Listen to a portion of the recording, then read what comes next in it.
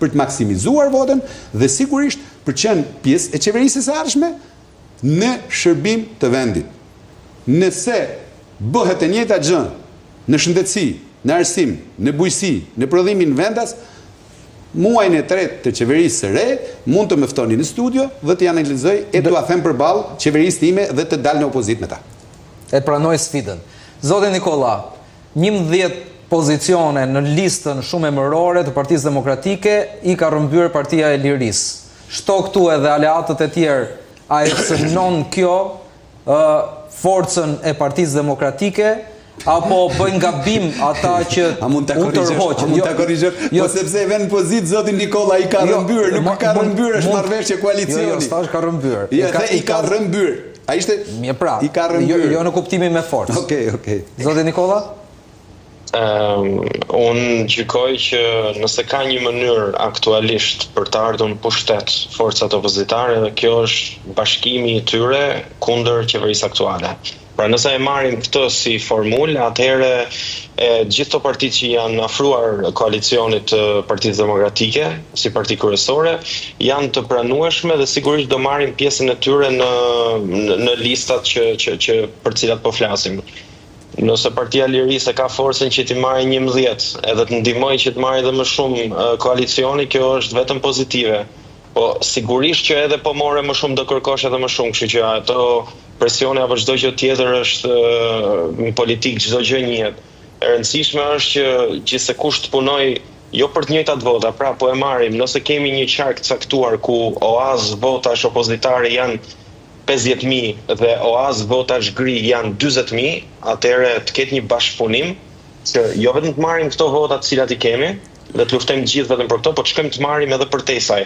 Prandaj ka qenë e domosdoshme Brengeni, fytyra të reja, frymë re, diaspora e çdo gjë. Dhe prandaj në rang të rinj, unë pretendoja dhe më shumë për fajsim, por në rang opozitarizmi dhe koalicioni, gjykoj që ka një përfaqësim, mendoj unë nëse i krahasojmë listat deri diku më të mirë, dhe do duhet që të ruajmë balancat. Por ajo që është shumë e rëndësishme është që nëse mbas 11 majit rezultatet nuk janë ato të pritshmet, gjithsecili duhet marri vendime personale për rezultatin që do sjelli. Ne nuk na duhen njerëz në parlament të cilat marrin vetëm votat e tyre, ne na duhen njerëz në parlament të cilët na ndryshojnë rrjetën se si Shqipëria po ndodh. Pra nëse në një qark ne nuk dalim me rezultat minimalisht ato që kishim ose plus 5%, 10%, ato persona duhet lënë mandatet dhe të hapin krahun për njerëz tjerë. Sa e thjeshtë është më thënë kjo gjë. Kjo duhet ndodhi në rang opozitarizmi kudo për çdo parti që është bashkuar. Pra parimisht kjo është ajo që unë besoj. Praktikisht duhet luftojmë të marrim sa më shumë vota me Partinë e Lirisë, Partinë Demokratike, këdo tjetër. A mendoni ju se nëse në listat e hapura do të ishin emrat e vjetër të Partisë Demokratike, sikurse zgjodhi të bëj zoti Meta, do kishte më tepër rendiment për votat e opozitës? Jo, ka disa emrat vjetër, po themi, ose me eksperiencë, siç janë të shumë qark në Tiranës, Jorita Tabaku, Gerald Mehmeti etj. Unë do doja dhe më shumë, por ka një balancë të kënaqshme për listat që janë. Por me sistemin që është aktual është shumë e vështirë që të bësh atë që bën kryeministrit, sepse duhet që ta kesh kapur sistemin në mënyrë që ti të garantosh numrin e votave. Pra, edhe këto sondazhe të ndryshme ndër vite, për shembull, që na kanë dalur të përputhura me rezultatin, kjo e bën sondazhin vetë pabesueshëm. Më fal se devijova temp, por në momentin që unë parashikoj që do marr 72 apo 75 mandate dhe unë në fakt to i marr kur ndërkohë është e faktuar që zgjedhjet kanë problematika zgjedhore, atëherë çdo hall që këtij sistemi elektoral nuk bën sens. Presoj që kjo të ndryshoj. Pra, ju po thoni që zgjodhi Berisha këtë formë të listave për t'ju ruajtur asaj që historia na ka treguar deri më sot me orientimin e votës. Nga bisedat ndër muajt e fundit, unë besoj që kjo ka qenë një nga arsyet kryesore. Nëse s'do ishte kjo, unë i pari do kisha pretenduar që t'isha pjesë e listave e çdo kush tjetër që është pjesë e të rinjve, e diasporës, e opozitarizmit. E drejt, zoti Jagaj.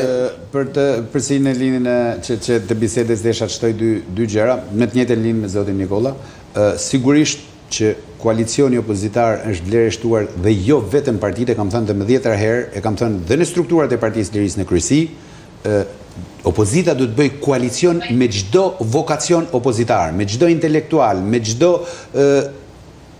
përfaqësues të diasporës që përfaqëson një profesion të caktuar, një shtresë të caktuar. Në Shqipëri kemi 10 profesionistë të shkëlqyer që kanë qenë zë shumë opozitarë, ndofta shpeshherë edhe më profesionale teknik se vetë përfaqësuesit e opozitës, dhe këta njerëz duhet të përfshihen, të afrohen, t'u merret mendimi dhe të bëhen pjesë integrale e fushatës për të përballur me të keqen e madhe që kemi përballë dhe për të prodhuar një qeverisje sa më të mirë. Në qoftë se ne kemi koalicion të gjerë, prodhojmë qeverisje më të mirë. Askush më shumë se Shqipëria dhe shqiptarët nuk e kanë vuajtur pasojat fatale të një partie në pushtet. Shikojmë çfarë degradimi ka marrë në drejtim të shkatrimit, të shëndetësisë, të arsimit, të infrastrukturës, të korrupsionit masiv, zoti Rama në 2 mandatet që ka qenë i vetëm. E drejtë. Pyetja e fundit. Sepse ne, duke qenë Ballkanas, edhe në shtëpi kemi nevojë për opozitë, edhe për disa mendime, sepse jemi egoistë, po qemi çik mirë.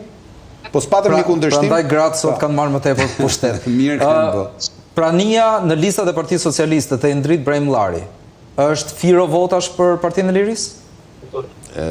Jo, fare. Është gjë e mirë sepse ne kemi pas një debat brenda partisë tonë. Zoti Meta, ju e dini retorikën që i kanë vu dhe kanë tentuar, kanë marrë gjithë servat, kanë vu përgjus, kanë bë këto historitë dhe kishte njerëz skeptik në opinionin publik, madje edhe brenda strukturave të Partisë Lirisë, që thonin është retorika ashpër. Zoti Brahim Llari ka hyrë me testerën edhe me pozicionin e nën kryetarit Partisë Lirisë në SPAK dhe ka dalë me testerën e Partisë Socialiste. Përfshirja e tij në lista e vërtetoi katërcipërisht që zoti Meta kishte të drejtë absolute dhe që u shantazhuan për të shitur njerëzit e Partisë Lirisë me qëllimin për të marrë peng Partia e Lirisë dhe për të mos qenë në këto kushte dhe në këtë koalicion që është sot. Dhe kjo vërteton katërcipërisht gjithë ato që kemi thënë. Nuk prish asnjë punë Partisë Lirisë dhe koalicionit opozitar një njeri që bën atë veprim. Duke qenë në vite sekretari i përgjithshëm, nënkryetar, deputet, këshilltar i Partisë së Lirisë, kjo nuk është çështja me zotin Meta, nuk është çështja me besnikrin këtu. Çështja është e raportit me votuesit që ke pasur me mbështetësit, nuk është çështje besnikërie ndaj liderit. Jo, por kjo është çështje pabesie, poshtërsie, blerje, korrupsioni dhe vërtetohet katërcipërisht e gjithë ajo çfarë ka thënë zoti Meta, që është tentuar nëpërmes nga kryeministri shqiptar, nëpërmes strukturës së posaçme SPAK-ut për të marrë peng Partia e Lirisë dhe për të vënë automatikisht pyes.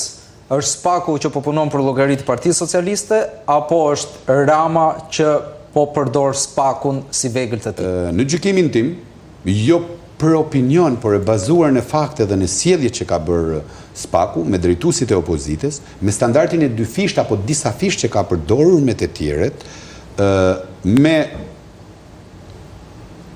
përdorimin politik që i bën Rama, unë e shikoj që është në shërbim të Ramës. Faleminderit zoti Jaka që ishit këtu sot. Faleminderit zoti Nikolla që u bashkuat gjithashtu kësaj bisede.